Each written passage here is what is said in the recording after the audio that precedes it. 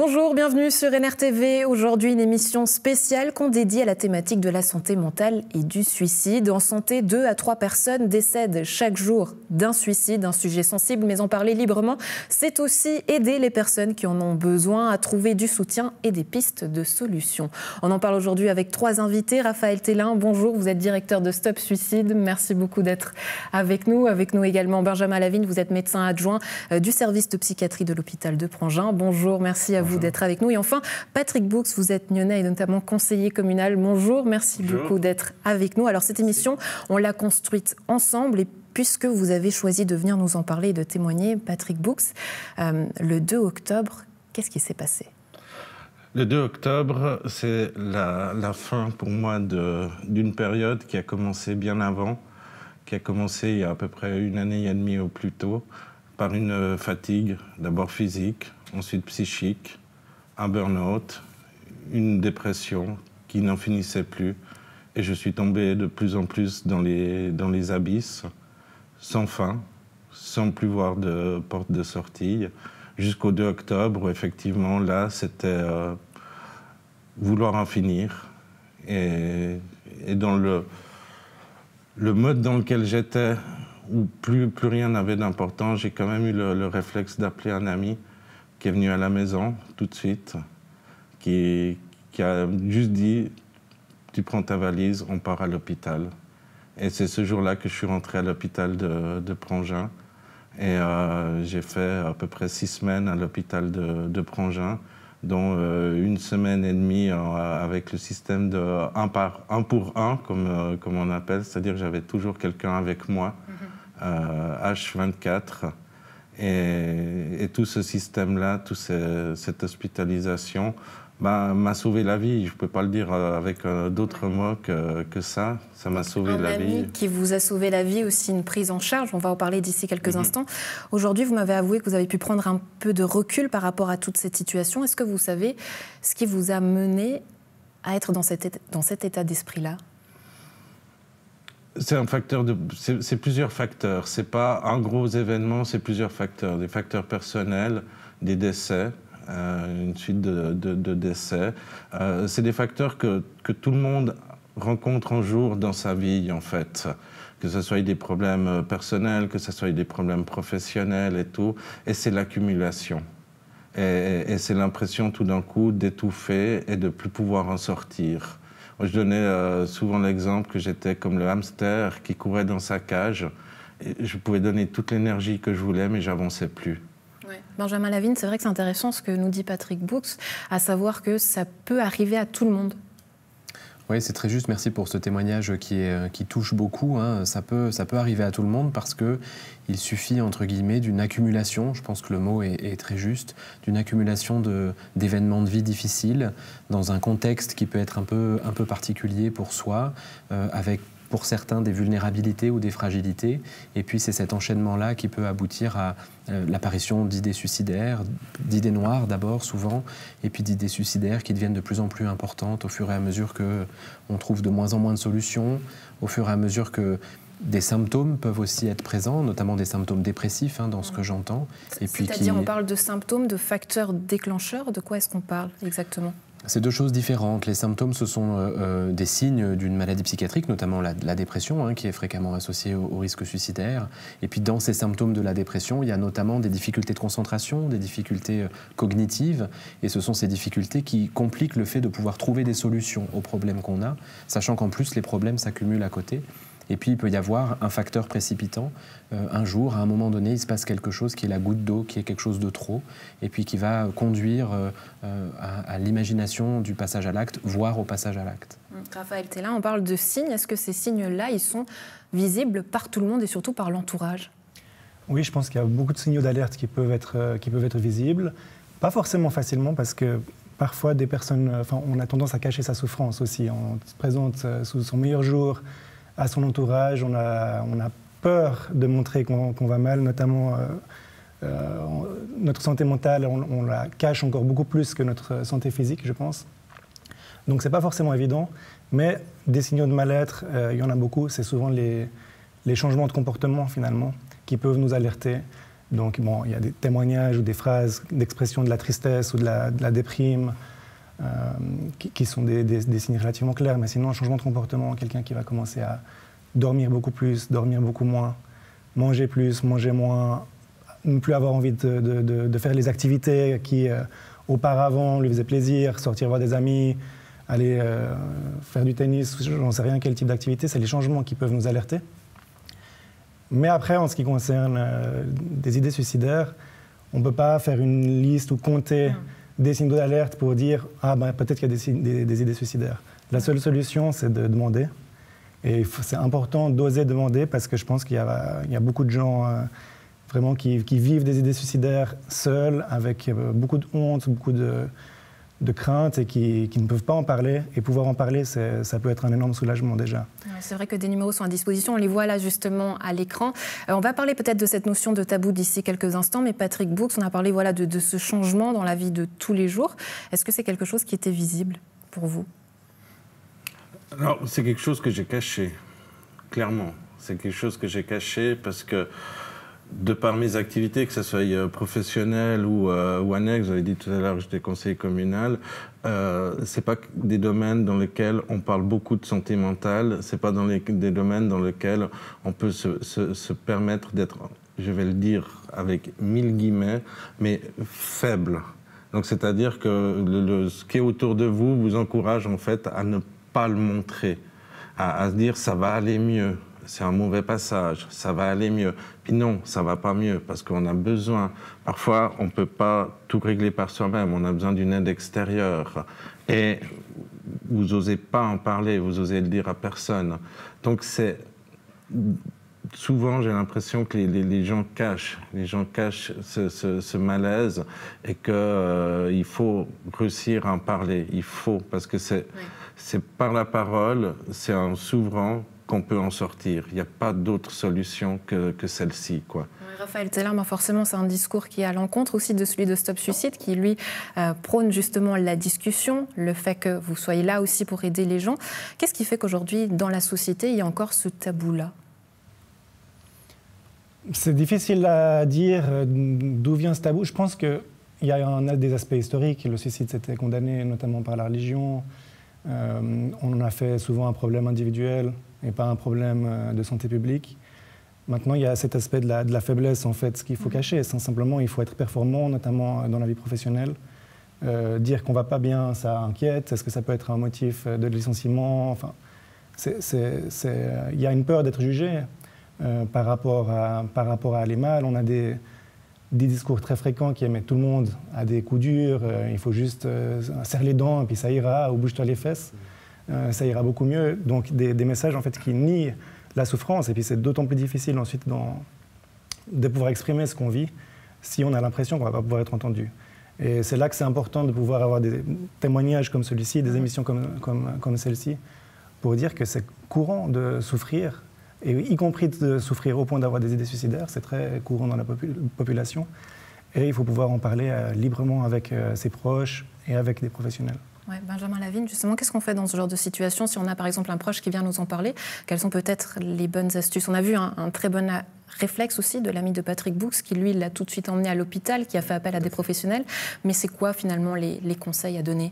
Moi, je pense que le premier conseil, c'est déjà de pouvoir écouter, en fait, de ne pas être dans une position de jugement. Et puis, c'est un peu ce que vous venez de dire tous les deux, de ne pas tout de suite être dans ce réflexe que c'est une faiblesse, bouge-toi les fesses, ça ira mieux, mais non, je suis sûr que ça va aller, etc. Non, c'est pas si simple, en fait. Hein.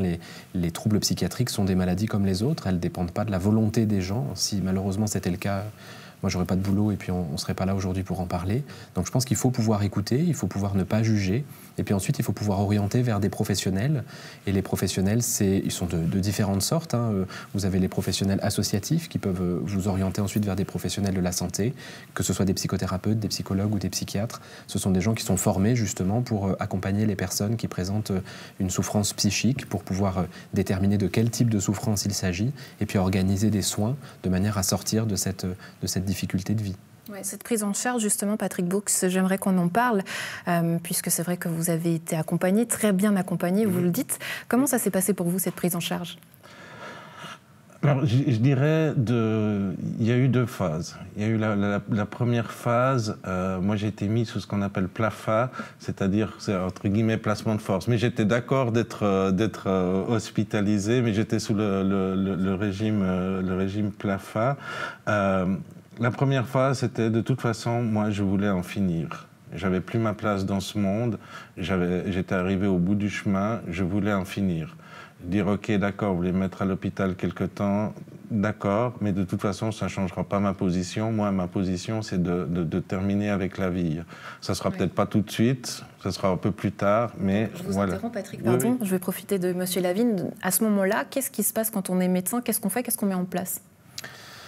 Alors peut-être déjà dire que le PLAFA, le placement de force, effectivement, c'est pas quelque chose qui est fréquent dans le cadre d'idées suicidaires. Ça se fait lorsque les idées suicidaires sont telles qu'un projet est imaginé, qu'on a vraiment l'impression que quoi qu'on fasse, quoi qu'on propose d'autre, on n'y arrivera pas. Et donc par moment, ça peut effectivement se terminer en placement. Finalement, c'est assez rare en fait. La plupart du temps, on va en général proposer soit des consultations rapprochées le plus possible, une prise en charge du trouble qui est associé aux idées suicidaires, donc très fréquemment de la dépression avec des traitements médicamenteux, et puis organiser un suivi ambulatoire qui va se faire en général après cette période de crise sur une séance toutes les semaines, tous les 15 jours, etc., de manière à accompagner la personne avec la diminution des idées suicidaires. Patrick Boux, je crois que c'est ce qui s'est passé d'ailleurs, cet accompagnement, il s'est fait ensuite, par la suite aussi à l'extérieur. Oui. Qu'est-ce qui a été mis en place? Et je tiens juste à préciser que, effectivement, PLAFA, placement de force, j'ai toujours écrit dans mes textes que j'ai été d'une bienveillance absolue, et je tiens vraiment à préciser ça parce que c'est très important. C'était pour me protéger de moi-même, j'avais besoin qu'on me protège de moi-même.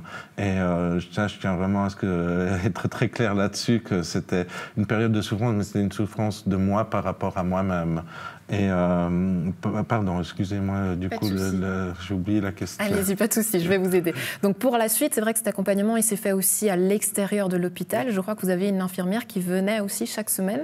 Vous pouviez vous voir aussi en extérieur, même dans des cafés pour discuter. Exactement, oui. C'est-à-dire que quand je suis sorti de l'hôpital, j'ai eu ce qu'on appelle le réseau, en fait, avec le plan de crise conjoint, qui est un plan de crise qui est mis en place entre le patient et ceux qui le suivent, et aussi le CMT. Alors, ça ne va pas parler à grand monde, à part peut-être évidemment le docteur Lavigne. Mais dire ce que c'est, du coup. Oui, c'est le case management de transition. Ça, ce sont les outils dont vous parlez là, les réseaux, le plan de crise conjoint, le CMT. Ce sont des outils qui font partie de la philosophie des soins dans le canton de Vaud, de manière générale, qu'on appelle la philosophie communautaire, où l'idée c'est d'accompagner les personnes le plus possible vers l'extérieur de l'hôpital, de manière à avoir des hospitalisations qui soient courtes, dédiées à des moments de crise, et ensuite de pouvoir réinsérer les personnes à l'extérieur dans la vraie vie. Et pour les réinsérer dans la vraie vie, on va avoir comme ça des infirmiers, des case managers, qui vont accompagner les personnes à l'extérieur, qui vont faire des rencontres effectivement dans des cafés. Alors la plupart du temps, c'est quand même au domicile des gens, mais c'est vrai que ça peut arriver que ce soit dans des cafés, dans des endroits plus publics. Et puis, il y a tout un travail qui est fait avec les autres professionnels ambulatoires, de manière à ce que la vie se passe le plus possible à l'extérieur de l'hôpital, dans la vraie vie. Faire en sorte de retourner à la vie normale? C'est ça, exactement, exactement. On est vraiment dans cette réflexion d'avoir des hospitalisations le plus courtes possible, parce qu'on sait que l'hospitalisation, c'est un moment difficile. On est coupé de ses proches, on est coupé de ses habitudes, on est avec d'autres personnes qui présentent des troubles très variés, très différents, et on veut faire en sorte que l'hospitalisation aille le plus rapidement possible vers l'extérieur actuellement. Ouais, Patrick Boux, ces autres personnes, comme le docteur vient de le dire, c'est vrai que vous les nommez les oubliés, parce que vous avez beaucoup écrit, c'est écrit dans votre texte, on en parlera aussi d'ici quelques instants de ce projet-là d'écriture, mais les oubliés, c'est qui ? Pour moi, les oubliés, c'est ceux qu'on met à l'hôpital psychiatrique et qui sont un peu les oubliés de la société. C'est-à-dire que j'ai toujours le sentiment que même en 2021, bientôt 2022, aller à l'hôpital psychiatrique est considéré comme tout de suite de la folie, finalement. Et vous êtes, quelque part, si vous passez par cette case-là, mort socialement.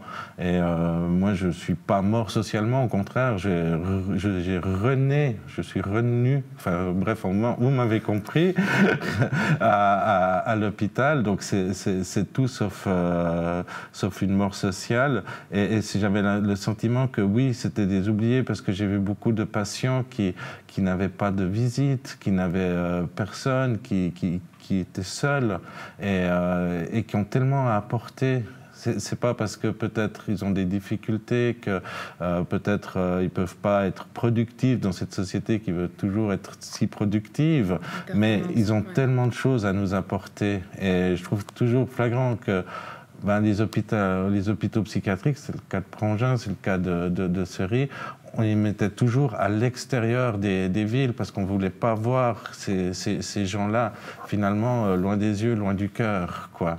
Ouais. Mais ce que vous dites, c'est exactement ça qui a conduit à cette vision un peu communautaire des choses. C'était l'idée qu'on ne voulait plus isoler les gens, oublier les gens à l'asile. On voulait que l'asile redevienne un lieu de soins, un hôpital, déstigmatiser la maladie mentale, justement, et puis ramener les personnes qui souffrent de maladie mentale dans la société. Et c'est vraiment l'idée de cette action communautaire que d'aller avec les personnes, de raccompagner les gens dans la ville, dans la cité. Raphaël Tellin, j'imagine que ce travail de déstigmatisation, c'est aussi le travail que vous faites en tant qu'association aussi. Mais pourquoi est-ce qu'on parle aujourd'hui encore, enfin non, pas aujourd'hui encore, mais on a parlé de cette philosophie communautaire, mais est-ce que c'est vraiment le cas en Suisse? Est-ce qu'il y a cette philosophie communautaire autour de la santé mentale et du suicide?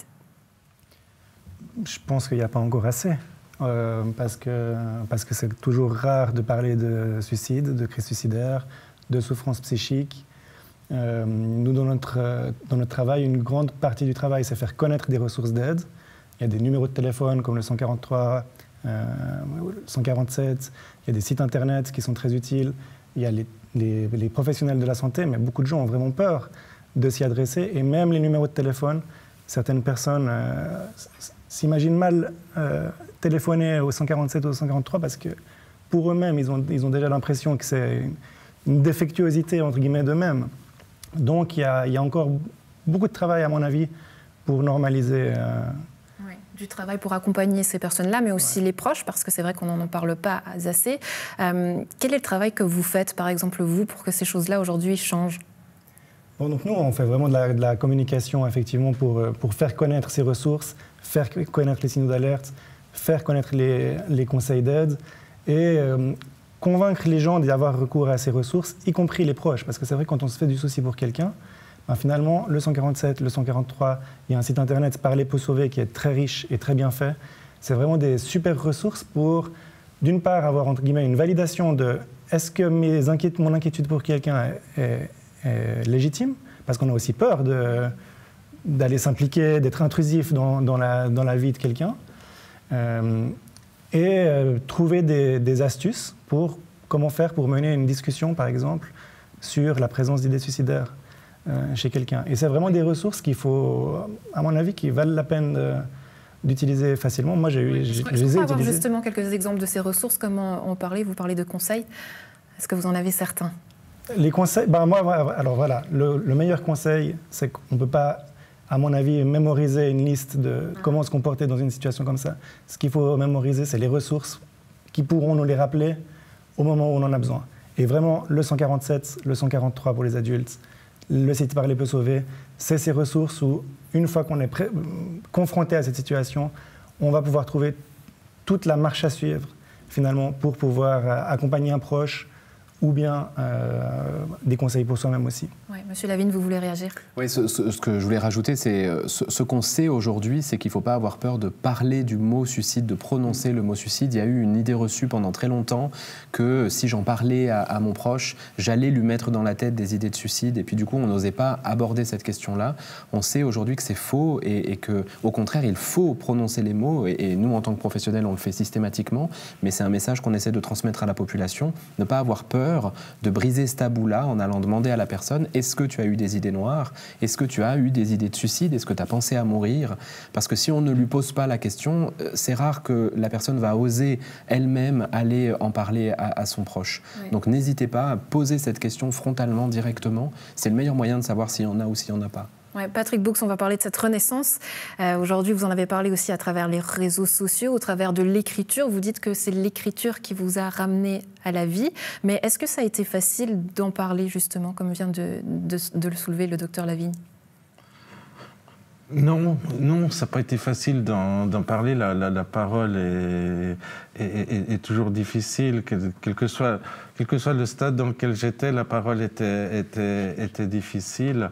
Ce que j'ai fait avec mes médecins de l'hôpital de Prangin, c'est que justement, comme j'aimais écrire, ils me faisaient écrire ce que je pensais, ce qui s'était passé, etc.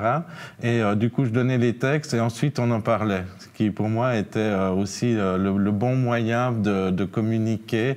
Et je les en remercie d'avoir aussi proposé, d'avoir accepté ce mode de communication finalement entre nous, parce que c'était ce qui me permettait de poser réellement les mots. Le docteur Lavigne a dit le mot suicide est un mot tabou, et c'est vrai que moi j'ai eu beaucoup de mal à pouvoir dire j'ai envie de me suicider. Parce que c'était un moment terrible de pouvoir dire, voilà, oui, j'ai envie de me suicider, j'ai envie de mettre fin à mes jours. J'étais plus, comme je l'ai dit au début, voilà, je veux en finir, etc. Mais de dire, oui, j'ai envie de me suicider, de poser le vrai terme, ben, c'est quelque chose de très difficile, oui. Aujourd'hui, le fait d'en parler, justement, pourquoi? On a compris votre volonté aussi en début d'émission, mais c'est vrai qu'aujourd'hui, vous êtes encore dans ce temps de reconstruction. Qu'est-ce que ça a changé pour vous, le fait d'en parler? Ce que ça change, pour moi, le fait d'en parler, alors, ça me fait du bien déjà d'en parler. Je n'ai pas à avoir honte de ce qui m'est arrivé.